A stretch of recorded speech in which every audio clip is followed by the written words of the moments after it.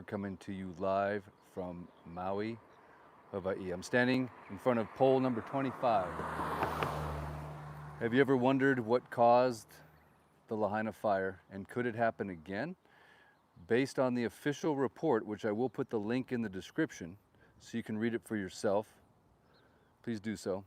Before I forget, please share this video so we can continue to bring awareness. But here we are almost 2 years after the fire, and I'm going to run down on location right here exactly what the official cause of the fire was. But I would encourage you to read the report for yourself, and then I'm going to show you a couple things in this video that I think are kind of crazy in light of what happened in this spot right here. And the official cause of the fire was a down power line falling on dry vegetation in an area owned by King Kamehameha Schools, which is originally Bishop's estate, but it's a very, very large,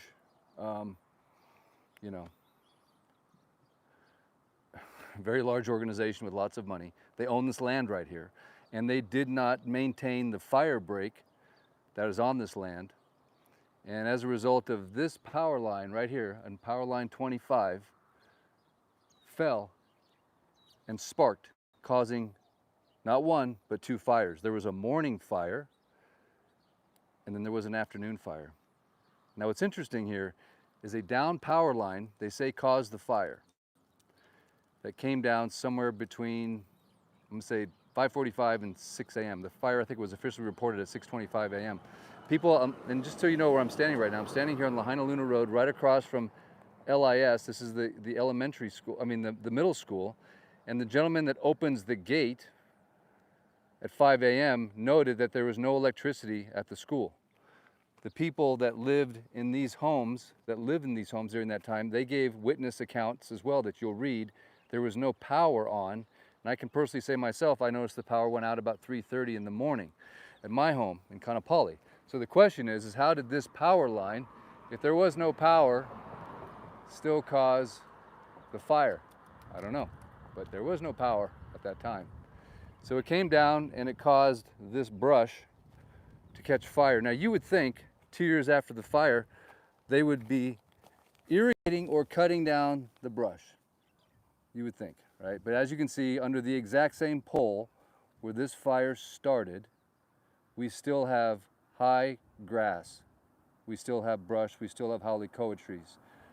Why are these not being trimmed? Why are these not being irrigated? And this is the land owned by Kamehameha Schools that they were charged with maintaining their fire break, which was not maintained. It had dry grasses and trees. And that's what caused the first fire. Now the first fire was extinguished a few hours after the fire department got out here.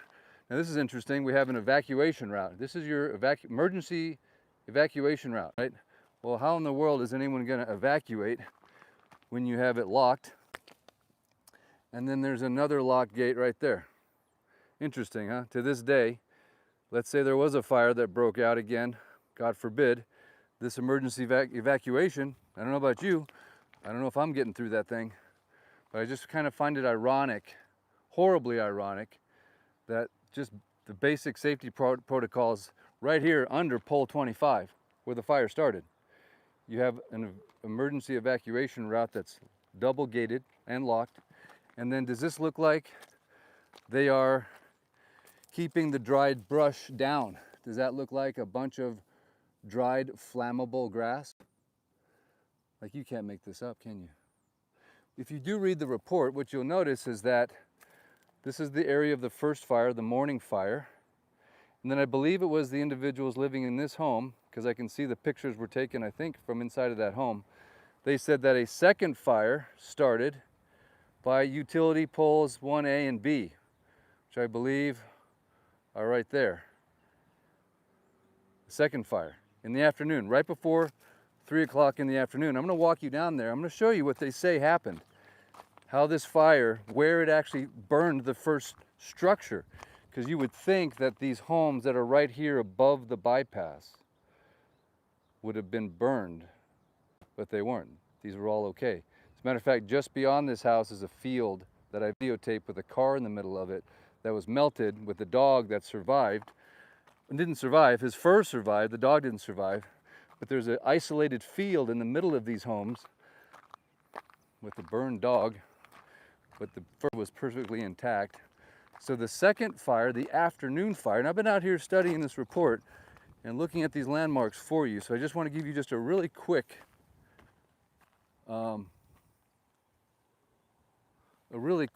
lay of the land, if you will, so you can kind of see what they're trying to tell us happened. What they're trying to tell us happened is that this is the area where I'm standing right now. This is the area of the first fire. It's the first fire right here. That kiawe tree is in the report quite a bit. So this is the area of the first fire. They put the fire out, and I think they did a wonderful job, personally. If you read the report, there was tankers, there was heavy equipment. They monitored the fire.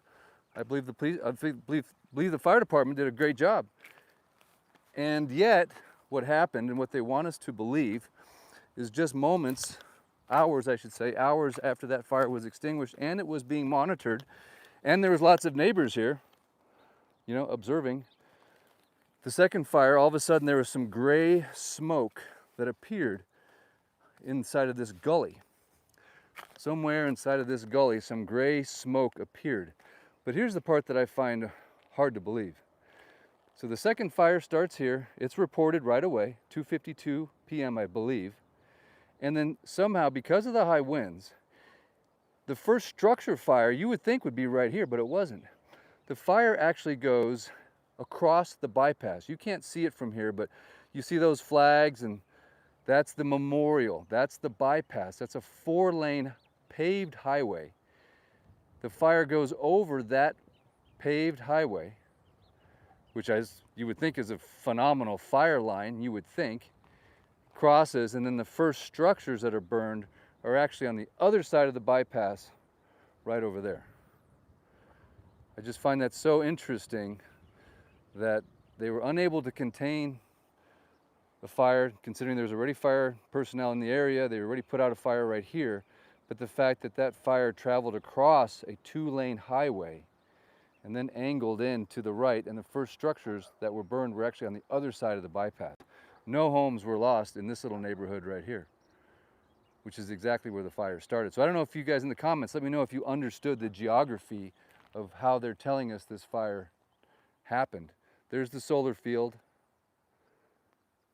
There's Lahaina High School. You can't really see it from here. You can see the football lights right there of the stadium. And then over here is Lahaina Intermediate School, LIS, which is the middle school.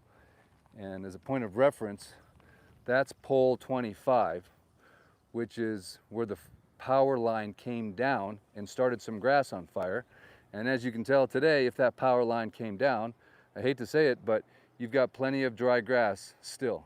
So Kamehameha Schools is still not maintaining a fire line right next to where the kids go to school. They go to school right there. That's a bunch of kids go to school up here right now. Lahaina Luna and LIS. And the reason I didn't put my kid back in Lahaina Luna is I heard they didn't even have an evacuation plan. So, wow. So are they doing a good job in light of the worst tragedy in the modern history of a wildfire?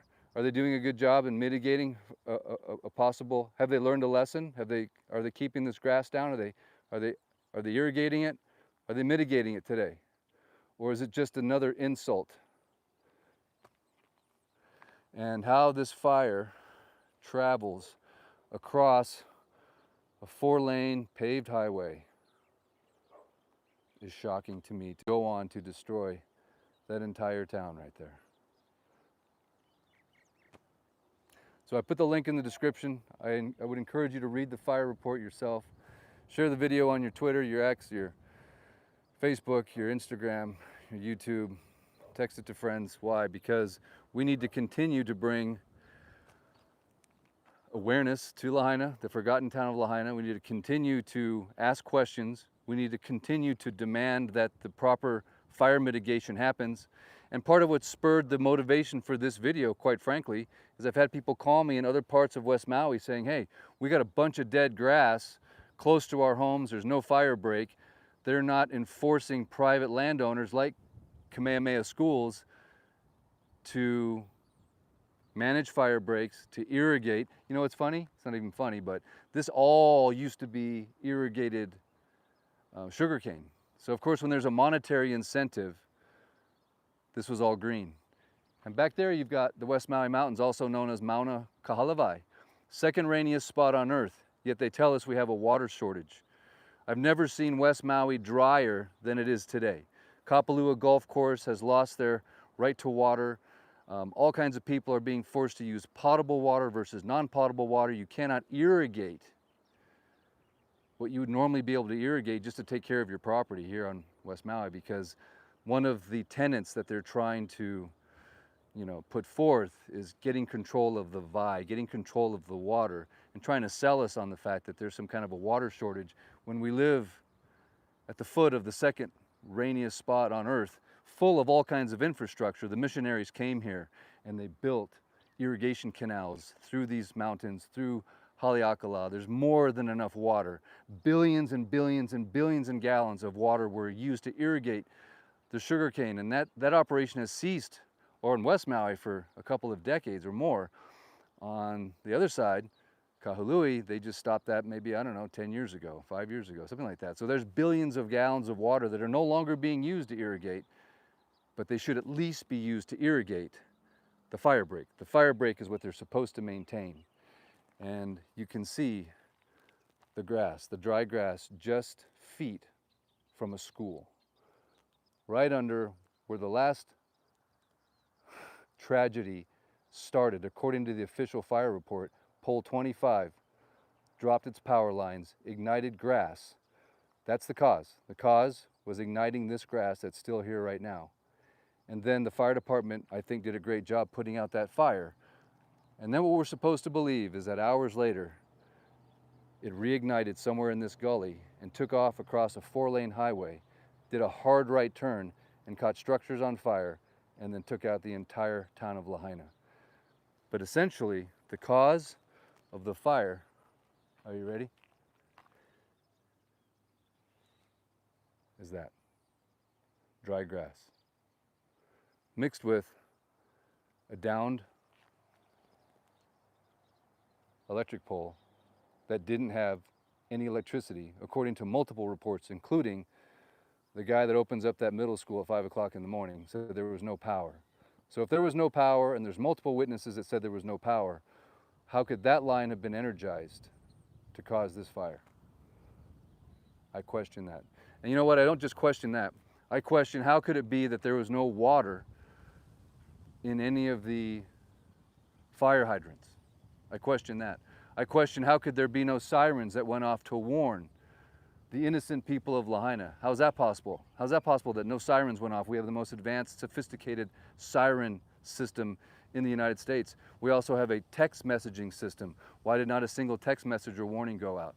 I want to know answers to those questions. I want to know, why is it that the emergency management director was on Oahu and didn't bother flying over here for the emergency, and then just walked away days later off the job, not answering any of our questions? How is it that the police essentially, I checked my photos from that day. A video, I don't know who took it, someone in my family, shows lines of cars going almost all the way to Front Street, still coming in. They weren't even bothering to turn around traffic at Kaanapali Parkway or in Kahana. They were letting cars come all the way down to the next neighborhood that was going to catch fire, Waikuli, and directing all those cars into the Waikuli neighborhood. We're talking even the most basic, elemental traffic control safety did not occur. Pylons were put up. The only way people could survive this fire is if they went against what the police were telling them to do, if they ran over barricades and pylons and disobeyed the police.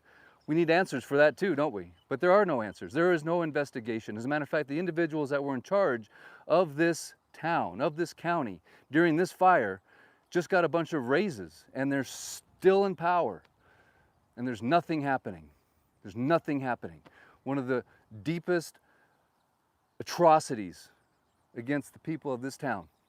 And they can't even cut the grass. They can't even water the grass. They can't even do that.